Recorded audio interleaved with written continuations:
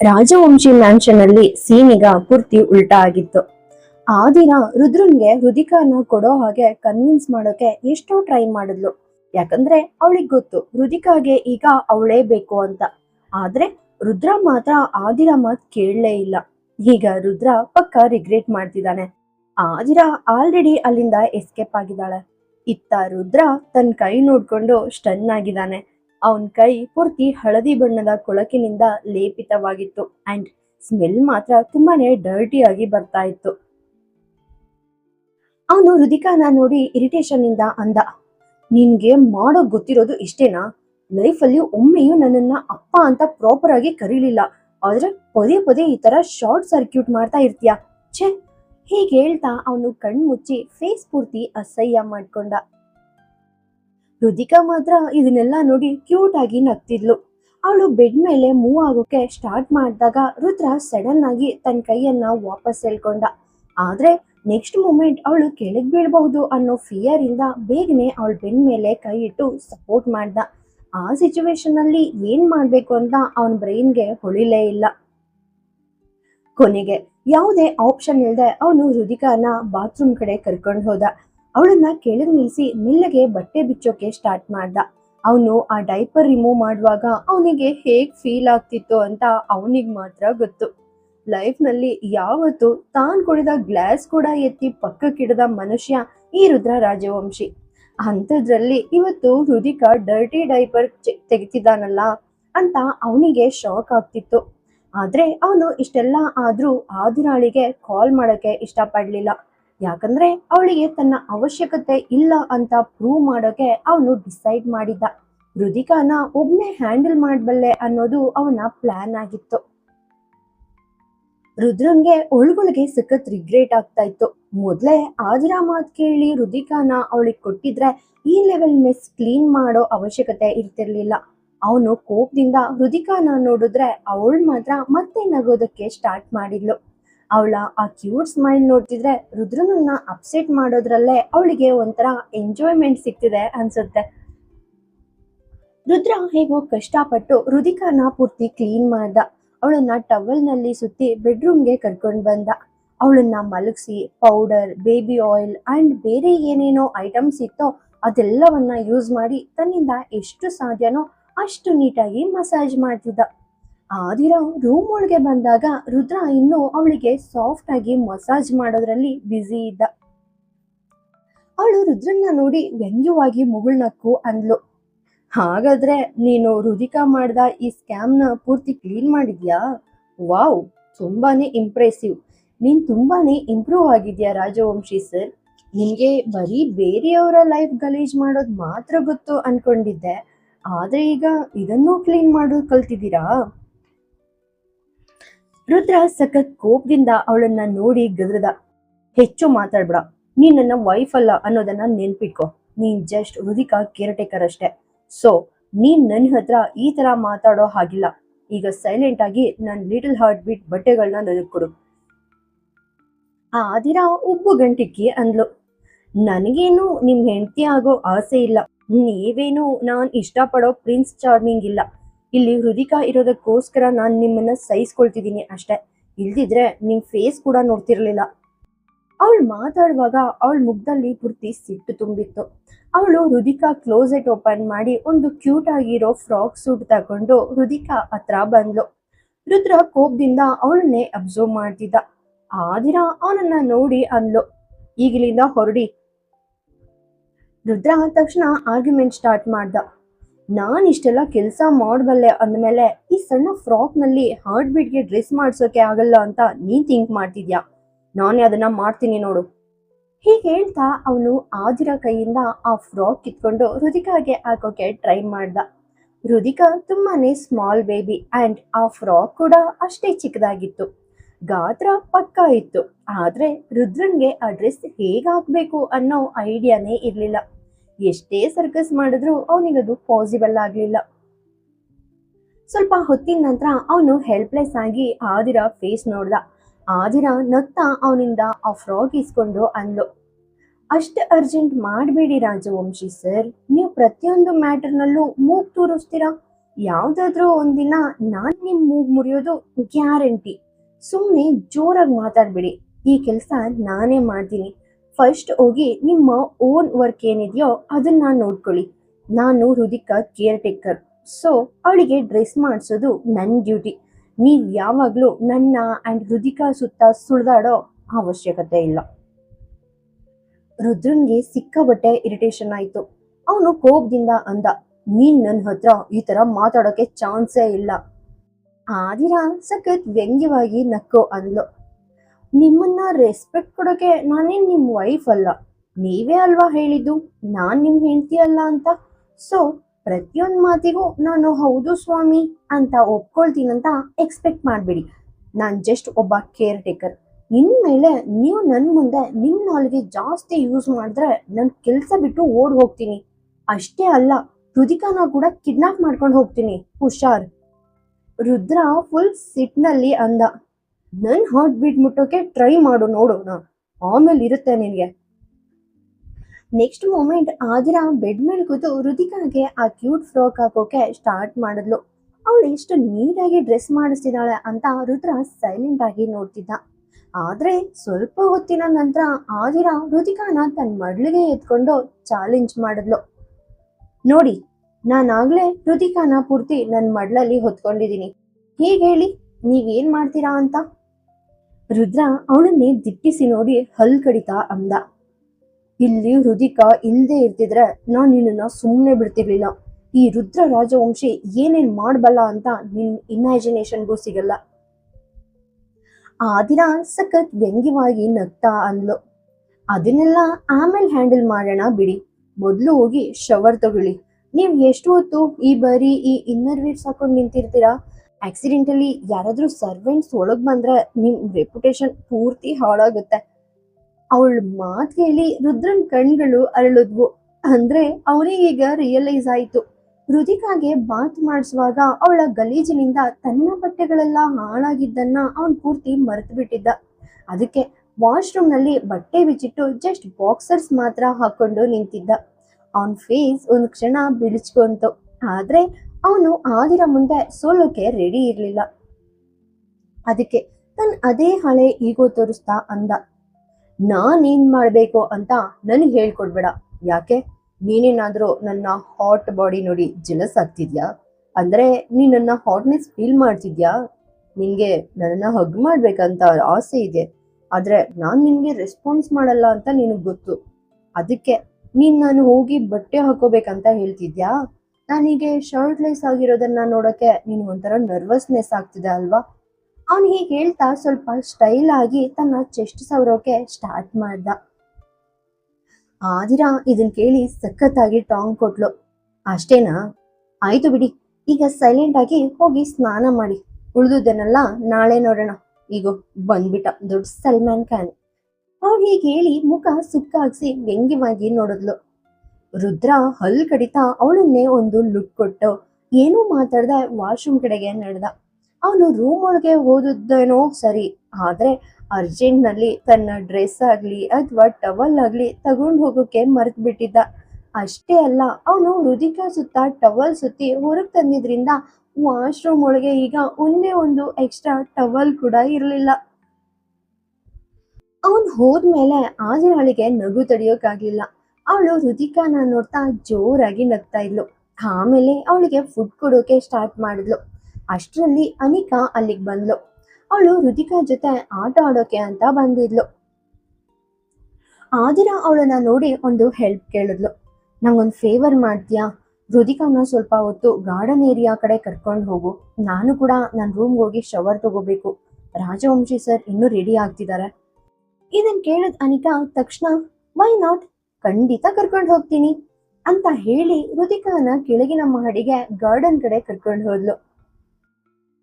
ಅನಿಕಾ ಹೊರಟೋದ್ಮೇಲೆ ಆದಿರಾ ಕೂಡ ತನ್ನ ರೂಮ್ ಕಡೆ ಹೋಗೋಕೆ ರೆಡಿ ಆಗಿದ್ಲು. ಅಷ್ಟರಲ್ಲಿ ರುದ್ರ ವಾಶ್ರೂಮ್ ಒಳಗಿಂದ ಅವಳನ್ನ ತುಂಬಾನೇ ಅರ್ಜೆಂಟ್ ಆಗಿ ಕರೆದ. ಮಿಸ್ ಆದಿರಾ.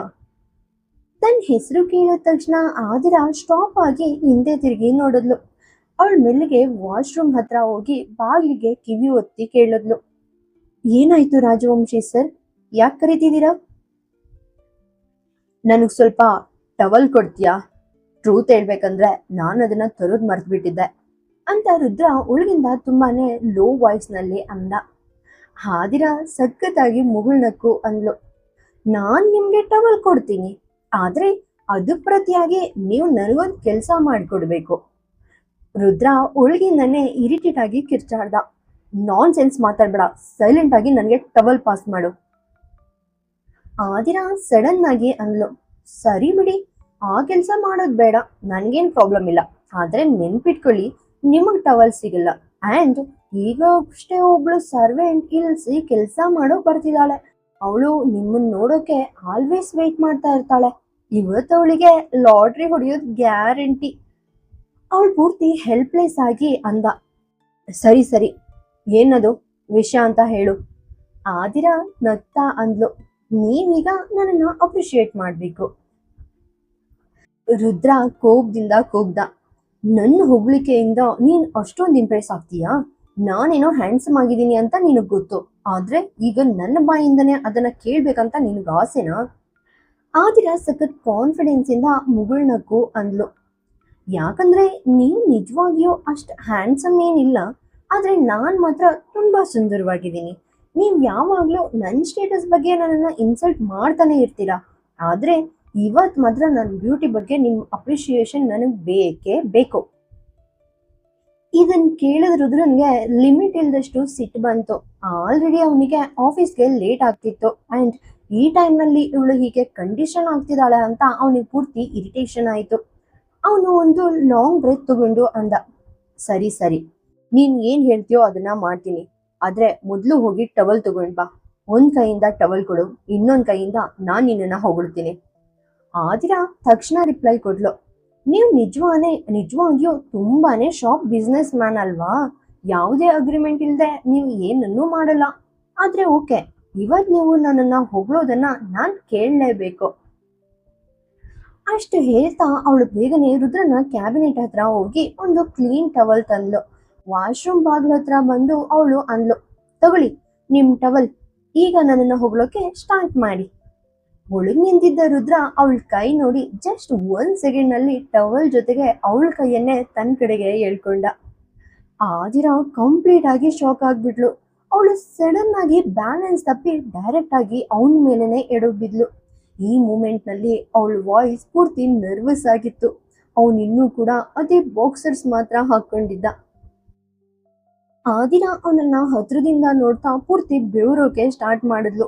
ರುದ್ರ ಸಖತ್ ಹಾಟ್ ಆಗಿ ಕಾಣಿಸ್ತಿದ್ದ, ಆದ್ರೆ ಅವನು ತನ್ನ ಮೇಲೆ ಅಥಾರಿಟಿ ತೋರಿಸೋದು ಅವಳಿಗೆ ಇಷ್ಟ ಇರಲಿಲ್ಲ.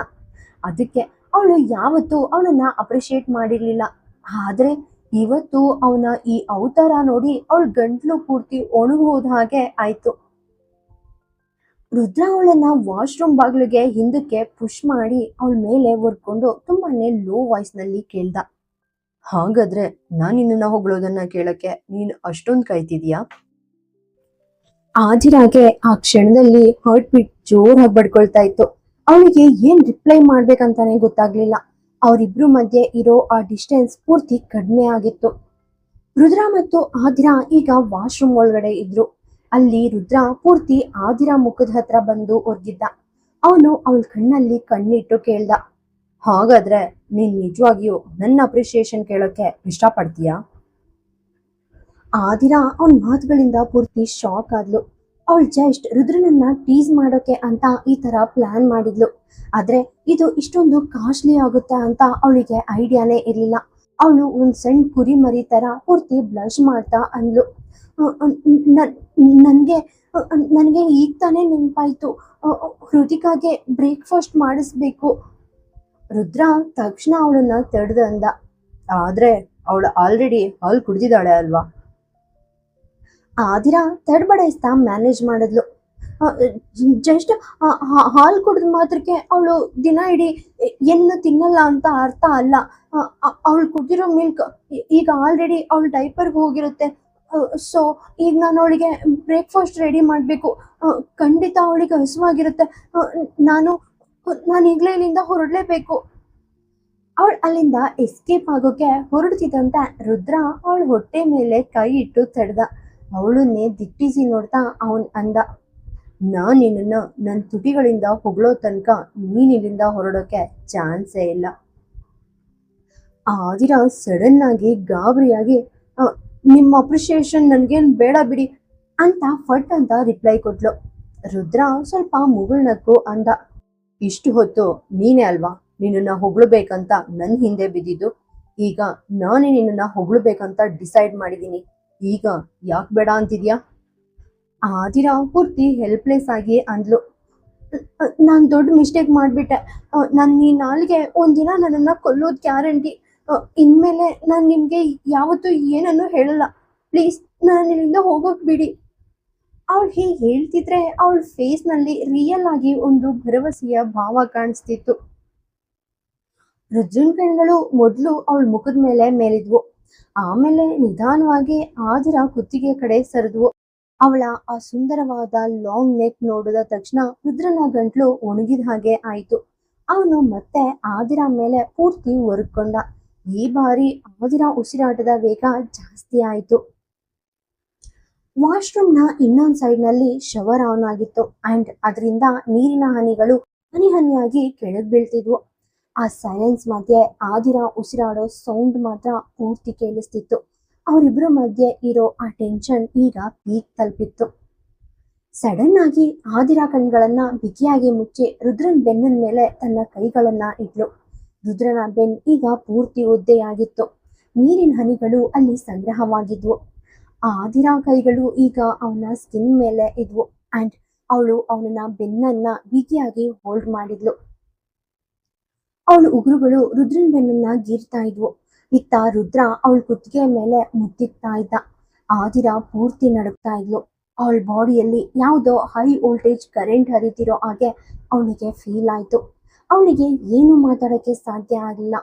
ರುದ್ರನ್ ತುಟಿಗಳು ತನ್ನ ಕುತ್ತಿಗೆ ಮೇಲೆ ಇರೋದನ್ನ ಅವಳು ಸೆನ್ಸ್ ಮಾಡ್ತಾ ಇದ್ಲು.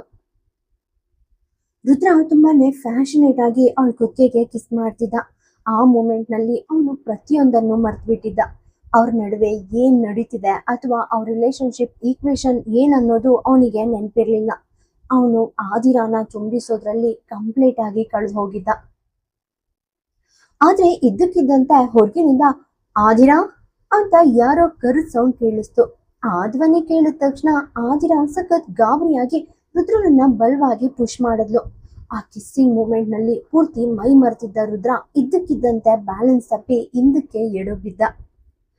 ನೆಲದ ಮೇಲೆ ನೀರು ತುಂಬಿ ಹರಿತಿತ್ತು. ಇದರಿಂದ ಅವನ ಕಾಲು ಸ್ಲಿಪ್ ಆಯ್ತು. ಅವನು ತಕ್ಷಣ ಆದಿರ ಕೈಯನ್ನ ಇಟ್ಕೊಂಡ. ಅದ್ರ ಪರಿಣಾಮ ಆದಿರ ಕೂಡ ಅವನೊಂದಿಗೆ ನೆಲಕ್ಕುರುಳಿದ್ಲು. ಆದಿರ ಜೋರ ಕಿರ್ಚಕ್ಕೆ ಹೋದ್ಲು.